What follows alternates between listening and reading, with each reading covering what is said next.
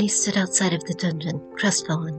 Ever since autumn, update 35, she just didn't feel like herself anymore. Once she had found a select few world bosses possible to defeat, even on her own, but now she felt none were.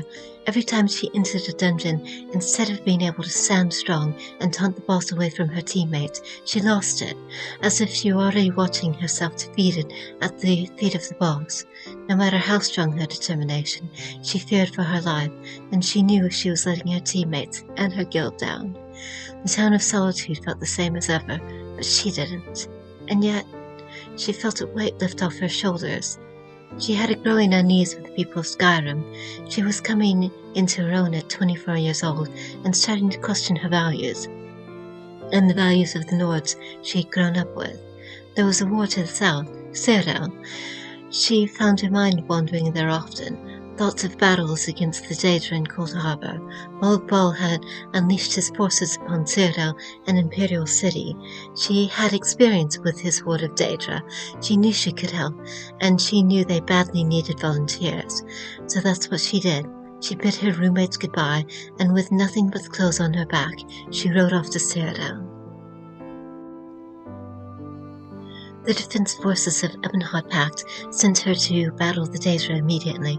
She spent the first few years on the front lines, with precious little time to breathe, never mind think. But as time wore on, she gained new responsibilities and grew in rank. She spent more days organizing troops and planning defense strategies under the guidance of veteran officers in her pact, and her nights were, more often than not, quiet, though uneasy. Left alone with her thoughts, she finally realized her soul and her body simply didn't match. Between missions, Annie set out to find a way to place her soul in a body that felt like her. After 10 long years in Cyrodiil, Annie found a priestess who could do just that. Annie didn't understand Cyrodiil's foreign gods, nor did she ask. After all those years putting her body on the line for the Ebonheart Pact, she was ready to risk it all for her own peace of mind. The ceremony involved bitter pills and a dagger, not dissimilar to the ceremony in which Manamako turned Annie into the vestige. This time, Annie the Tank was reborn as Andy the Tank. It was his body, his flesh, and his memories. He was still himself, but he was also different. Being reborn in Cyrodiil, he claimed the race of Imperial. He was still a Nightblade, and still retained all the skills and training that made him a tank.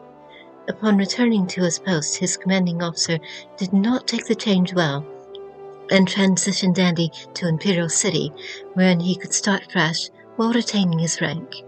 Whether this was a punishment or a promotion, Andy couldn't tell, but he spent the next 10 years dedicating himself to the fight against Moloch Ball and his forces.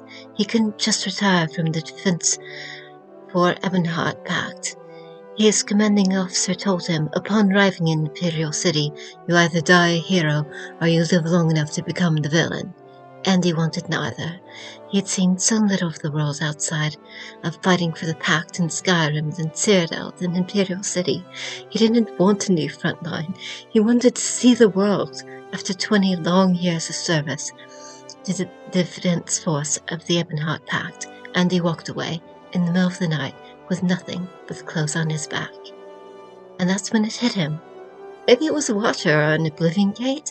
He was out cold before he could see what hit him. But the next thing he remembered, he was on a small Talbani island with a high elf eyeing him suspiciously. And that is where we pick up our tale. No longer Annie, no longer Andy, now a stranger in a land he once knew, long ago.